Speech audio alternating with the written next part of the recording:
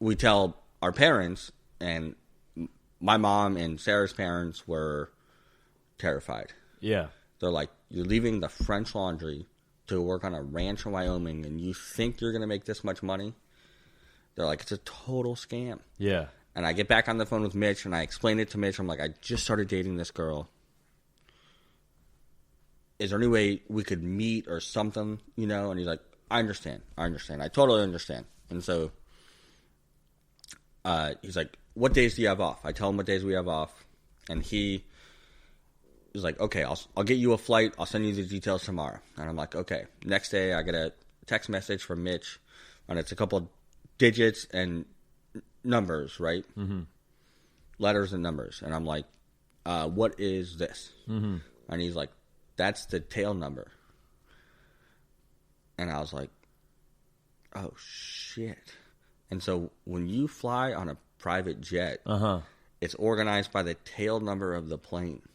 Whoa. And so this dude literally sent his private jet to come pick me and Sarah up from the Napa airport. Yeah. Right? From the Napa airport. From the Napa airport. That's so convenient. And went and got on this jet. I worked for 24 hours straight to get a bunch of food prep to be able to cook for him out there, to do like a little tasting, you know? Yeah. Did he request a tasting, or were you like, I'm just doing this?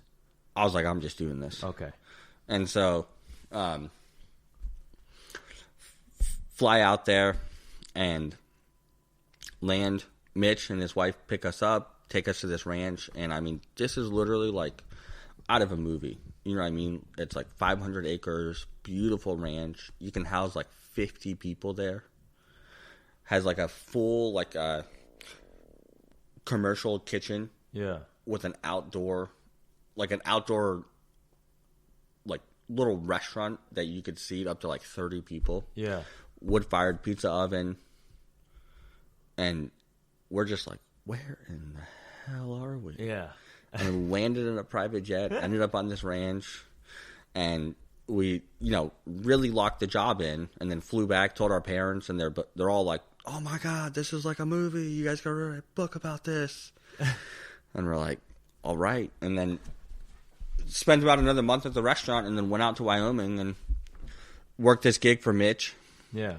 And turns out Mitch started a company called Super Shuttle back in the day and sold it for a few $100 million. Okay. And then while growing Super Shuttle, he also had the largest fleet of taxis in America. Okay. And then when Uber and Lyft started coming out, he actually developed the software. He bought part of the software from the government. That's like, let's say you're on a mission, right? You drop this person here, they have to get to here. You have to give them GPS coordinates to get to there, right? And so that's the same software that Uber and Lyft uses. Okay. But he was the first civilian to use it for his taxis. No, he used it for Super Shuttle. Oh, okay. Which would pick up 10 people at the airport and take them to 10 different houses. Oh, okay. So he mapped the entire U.S. All the roadways, everything like that, right, to use with the software. And then he actually licensed that version of the software to Uber and Lyft. Okay. And so Uber and Lyft run all of their rides off of his software. Whoa. And so I learned, he's a very quiet guy. I learned all this over knowing him for a period of time. And so worked for him out there. He's, I think he's 82. Okay. Right? And then went back to California with the goal of honestly just saving up money, I wasn't exactly sure. We had this idea of taking a trip around the world. And so come back, land a job with, and, we'll speed this part up to get to Truffle Shuffle, but basically land a job with a guy I'm not allowed to say his name, but basically he was one of the executives of Apple. Yeah. Was responsible for creating the iPhone. And I was making more money than I had ever had in my life. And the first thing that I thought to do was take that money and invest it in a business of our own. And so while I was at the French Laundry, learned about truffles, loved truffles, and honestly learned about truffles, loved truffles, and then kind of two things. I saw you could work your way all the way to the top at these restaurants, but then the next thing you do, right, you're starting completely from ground zero. Yeah. And one guy that I had interviewed with, I was like, well, how did you get to where you're at now? I always ask these questions. And he's like, well, I went to college for computers and then worked at this company, became the CEO. When that company sold, I owned a good majority of it. And I became, worth $1 billion. Yeah. And just that thought alone, I was like, how do chefs get so screwed over in this process? Yeah. They work just as hard or just as intelligent, but just because it's a slightly different business model, when you take a guy that works his way all the way to the top of the ranks, when he goes to leave, then he has to go out and raise $2 million to start a restaurant. Yeah. And then in this process, nobody has taught a chef about equity or an investment or how to run a business, you know? So then, he sells a portion of the restaurant, and then by the time he opens up that restaurant, and I kept seeing this happen again and again, it almost becomes a nightmare. Yeah. And then you're trying to figure out how to, raise money from investors and open a restaurant, all while creating the menu or even being open and running the team. Yeah. And so it was kind of this little bit of a disconnect of seeing my dad start a business from ground zero to what it was. And then seeing how chefs they don't necessarily own their businesses. Yeah. And so it's just a little bit of like, well, why do we have to get money from other people to do it? Money from other people for our passion, Yeah. And it's like cooking is a passion. Restaurants are a business. And so there was this kind of like inkling, right? And I was like, well, I don't know, but what if we started a business that we could sell for a large amount of money? Yeah. And it was just like that thought. And so the first idea we had was to start an app to sell truffles, which is a horrible idea. It would never work. But for about 6 months, I told everybody that would listen that is what we were going to do. Yeah. And so the first thing that we did, basically, I was making all this money working for this gentleman.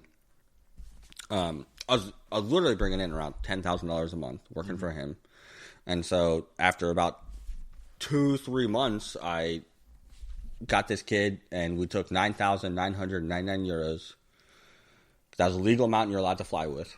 Okay. Strapped it to his chest, sent him to Italy, and he started meeting truffle hunters. And he would live with them, buy the truffles, send them back here, and then we would just hustle them to restaurants. We would just go door to door to restaurants. We would make lists in the morning. And then I was doing this all while working for this other gentleman. I was essentially his private chef, and so I would go in the morning, try to sell truffles. I'd cook lunch for him and his family, and then I would leave and say I had to go to the grocery store, and then I would try to sell more truffles, and then I would get done with dinner and then start the process all over again. And so basically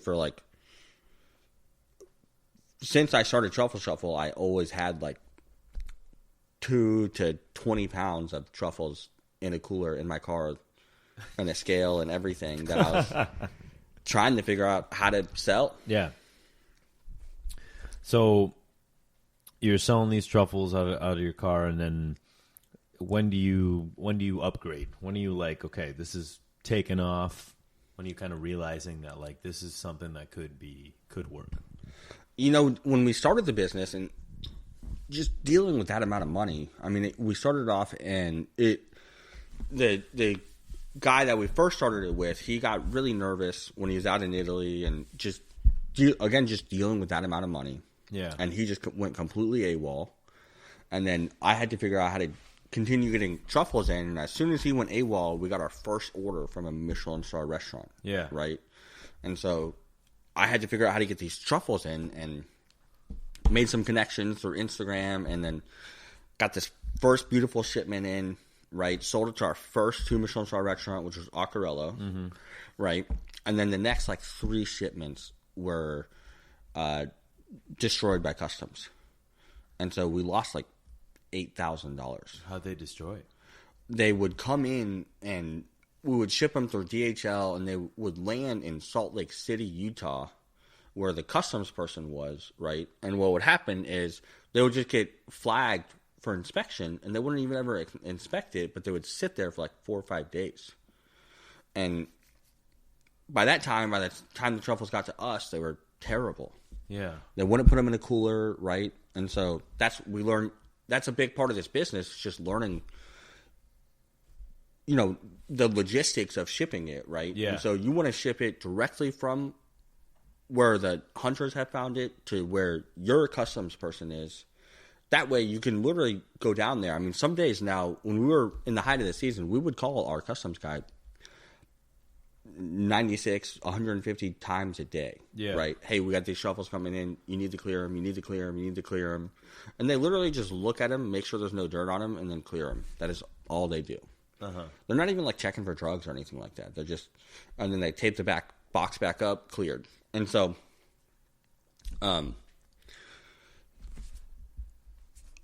this kid goes AWOL, right? Yeah. And then we start losing all these shipments of truffles, but we're still like pretty deep into this. You know what I mean? At this stage, we have told all these people we're starting this business. At some point, Tyler came out and started staying with me. And so it's me, Tyler, and Sarah living in a 400 square foot cottage. And before the cottage, I literally, while I was first working for this gentleman, me and Sarah lived in a car in San Francisco, and I saved up as much money as I could, and I'd go to a bar every night and write the business plan for Truffle Shuffle. Mm-hmm. And so it'd be like, I would go there and I'd first research what is a business plan, and then download it and then read one and then find a business plan template. And then I would input my version of what I thought Truffle Shuffle was going to be. And so we got that together and then got into this little cottage and started Truffle Shuffle. And so we get to a point where it's very difficult to get truffles in. And then all of a sudden we met this one guy. He likes to be referred to as the Kingpin. Okay. And so he is one of the largest importers of truffles in the United States. Mm-hmm. And it literally turns out that this guy lives one exit up from me in Marin. Uh-huh. And so I met him through a chef, like a friend of a chef, and meet this gentleman, go to meet him for the first time, right? Literally get the call that the third shipment of truffles doesn't come in, get the call from this gentleman, go to meet him, and we literally meet at a Starbucks, and he's like, tells me a story. He is from war-torn Kosovo. When the war broke up, he started buying land, government land, and he has truffle hunters on payroll, right? And so he owns the land, so nobody else can hunt there. And then he's able to support all these truffle hunters, where he pays them an annual salary, right? Yeah. And so he's like, would you like to see some truffles, right? And I was like, yeah. Go out to the car, and this guy literally pulls out 40 pounds of white truffles. Oh, my God. In the middle of Starbucks. We're at Starbucks. It's stinking up the joint. Everyone's looking over, you know what I mean? And I'm like, what? And I was like, could I buy some? He's like, yes. He's like, just pay me in 30 days. And I'm like, holy shit. And so, bought some truffles. And then the front man. The front. And I was like, I never even knew that was a thing. Yeah. That's awesome. And so started buying truffles directly from him. And so basically he became our importer and customs broker. Yeah. And that allowed us to go from, being very close to being totally effed to having the supply we needed it when the chefs needed it. And so after that, we hit kind of a turning point, and by the end of that year, we started the business in November, right? Or we started it September 11th, and by the end of that year, 2018, we had broken $100,000 in revenue. That is amazing.